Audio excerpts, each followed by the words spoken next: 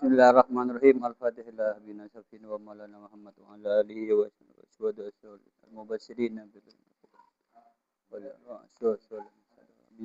wa limu'allina rabatina wa limunasina wa yanfa'una bi asrarihim wa anwarihim. Al-Fatihah. A'udzu billahi minasyaitonir rajim. Bismillahirrahmanirrahim. Alhamdulillahi rabbil alamin arrahmanir rahim maliki yaumiddin. Iyyaka na'budu wa iyyaka nasta'in ihdinas siratal mustaqim siratal ladzina an'amta 'alaihim ghairil maghdubi 'alaihim waladdallin amin. Bismillahirrahmanirrahim. Faslun fi fil hawala atau hiwala. Jadi bisa dibaca hawala atau hiwala. Bi fathil ha dibaca fathahnya. Jadi hawala. Wa huqiyah kasruha opo kasranya. Jadi bisa dibaca hawala atau hiwala. Wahia utawi hawala atau hiwala luatan secara bahasa itu apa? Hiwala atau hawala. At-tahawul itu pindah.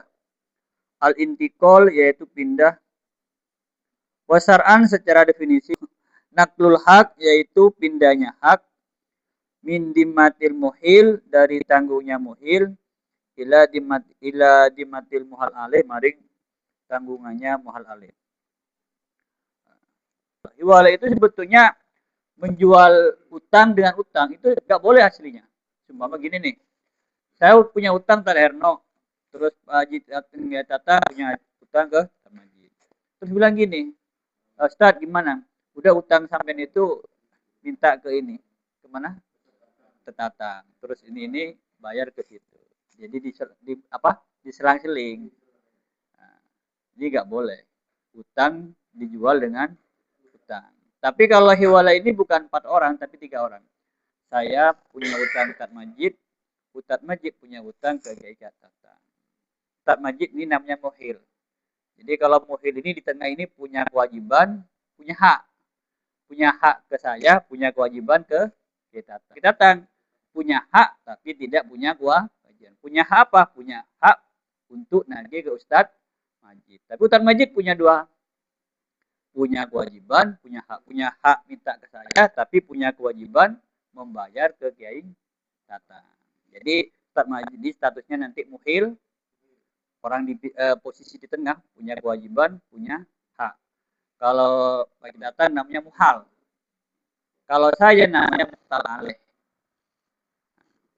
Jadi saya Ustadz Majid bilang seperti ini, Tadi Imam, udah utang yang ke saya nggak usah bayar ke saya, bayar ke kita tang aja. Itu namanya hiwala. Jadi yang seharusnya saya bayar ke Ustadz Majid, saya Ustadz Majid suruh bayar ke Kiai Tatang. Kenapa? Karena Ustadz Majid punya utang ke Kiai Tatang. Asalkan yang 2 orang ini setuju, ini sudah sah. Saya nggak perlu direbukin. Ceritanya apa? Hiwala. Dan dalam hiwala itu harus sama.